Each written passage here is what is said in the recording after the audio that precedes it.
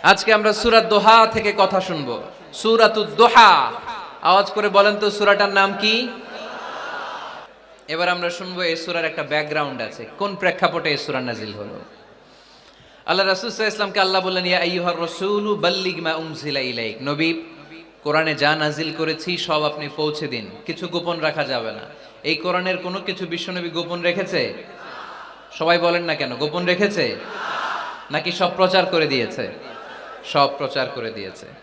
হঠাৎ করে হেরা গুহায় বিশ্বনবীর কাছে নাজিল হলো, ইকরা বিসমি রাব্বিকাল্লাযী খালাক খালাকাল ইনসানা মিন আলাক ইকরা ওয়া রাব্বুকাল আকরামুল্লাযী আল্লামা বিল কলম আল্লামাল ইনসানা মা লাম ইয়ালাম। পড়েন সুবহানাল্লাহ। আল্লাহ নাজিল করলেন, নবী পড়ো, তোমার প্রভুর নামে যিনি সৃষ্টি করেছেন, তুমি যা জানতে না তা তোমার রব তোমারে শিখিয়েছেন, কলমের মাধ্যমে তোমাদেরকে জ্ঞান দিয়েছেন। সুবহানাল্লাহ। ইকরা বিসমি রাব্বিকাল্লাযী খালাক, read in the name of your lord who has created. পড়ো তোমার প্রভুর নামে। কোরআনের প্রথম বাণী পড়ো। কোরআনের প্রথম বাণী কি? সবাই বলেন, প্রথম বাণী কি? আল কোরআনের প্রথম বাণী পড়ো, আল হাদিসে নবীর কথা পড়ো।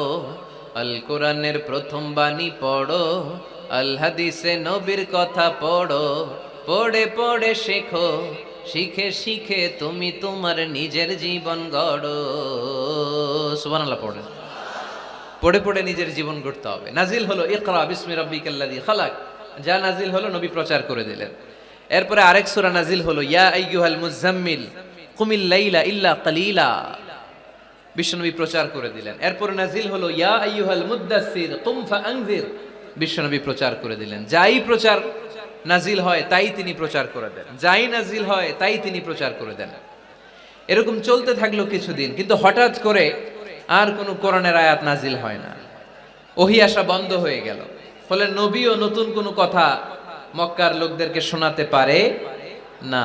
মক্কার লোকেরা বলল, ঘটনা কি মুহাম্মদ, নতুন নতুন আয়াত এতদিন বলতা, এখন বলো না কেন? বলো। বিশ্বনবী বলতে পারে না, কারণ বিশ্বনবী কি মন গড়া কোনো কথা বলে? সবাই যদি বুঝে থাকেন উত্তর দেন, বিশ্বনবী কি মন গড়া কথা কোনোদিন বলেছে? রব্বুল আলামিন বলেন, ওয়ামা ইয়ানতিকু আনিল হাওয়া ইন হুয়া ইল্লা ওয়াহয়ুন ইউহা। আমার নবী মন গড়া কোনো কথা বলেন না। আমার পয়গম্বর মন মস্তিষ্ক কোনো প্রসূত কথা তোমাদের কাছে পেশ করে না। আকাশ থেকে জিব্রাইল মারফত যা তিনি শুনতে পান তা তিনি মক্কাবাসীদের কাছে পৌঁছে দেন। সুবহানাল্লাহ। তো নাজিল হতো, নবী পৌঁছে দিতেন। এখন বন্ধ, পৌঁছাতে পারে না। সাইয়েদনা জিব্রাইল আলাইহিস সালাম আর কোরআন নিয়ে আসে না। রাসূল সাল্লাল্লাহু আলাইহি ওয়াসাল্লাম নতুন কোনো কথা শোনাতেও পারে না।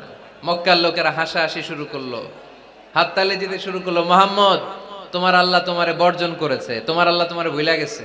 নাউজুবিল্লাহ পড়তে পারলেন না? ইন্না মুহাম্মাদান ওয়াদ্দাআহু রাব্বুহু ওয়া ক্বালা। হে মক্কার লোকেরা শোনো, মুহাম্মদের রব তো মুহাম্মদের ভুলে গেছে, মুহাম্মদের দিকে ফিরেও তাকায় না, আর নতুন কোনো আয়াত পাঠায় না। আবু লাহাবের স্ত্রী উম্মে জামিল বলতে শুরু করলো, ইন্না শাইতানাকা ক্বাদ তারাক, মুহাম্মদ তোমার কাছে যে একটা শয়তান আসতো জিব্রাইল নামে, ওই শয়তানটা আর আসে না। না, নাউজুবিল্লাহ পড়েন। সবাই টিটকারি করে। এখন রাসূল সাল্লাল্লাহু আলাইহি ওয়াসাল্লাম কিছু বলতেও পারে না, কারণ তিনি তো মন গড়া কিছু বলেন না, যা নাজিল হয় তা পৌঁছে দেন। রাসূল সাল্লাল্লাহু আলাইহি ওয়াসাল্লাম খুব পেরেশান হয়ে গেলেন, চিন্তায় পড়ে গেলেন, হতাশ হয়ে গেলেন। আর মনে মনে ভাবলেন, কি রে, আমি কোনো ভুল করলাম না তো? আমার কোনো অন্যায় হয়ে গেল না তো? এত অপেক্ষা করতেছি, আকাশের দিকে তাকিয়ে আছি, নতুন আয়াত আসে না কেন? আমি কবে নতুন আয়াত শোনাবো? কোন তাফসিরে এসেছে 15 দিন, কোথাও এসেছে 25 দিন, 40 দিন, কোথাও এসেছে কয়েক মাস।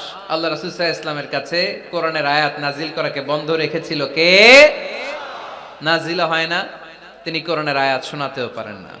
আমরাও মাঝে মাঝে এরকম হতাশ হই, কি রে, ব্যবসা করলে লস, চাকরি হয় না, অসুস্থতা, মনে হয় আল্লাহ বোধহয় আমাদেরকে পছন্দ করে না। এরকম টেনশন আমাদেরও আছে না নাই? রাসূল সাল্লাল্লাহু আলাইহি ওয়াসাল্লাম যখন টেনশনে পড়ে গেলেন, আল্লাহ তাআলা এই সূরা নাজিল করার মধ্য দিয়ে আল্লাহ রাসূল সাল্লাল্লাহু আলাইহি ওয়াসাল্লামের টেনশন দূর করে দিলেন। চিল্লায় পড়েন সুবহানাল্লাহ।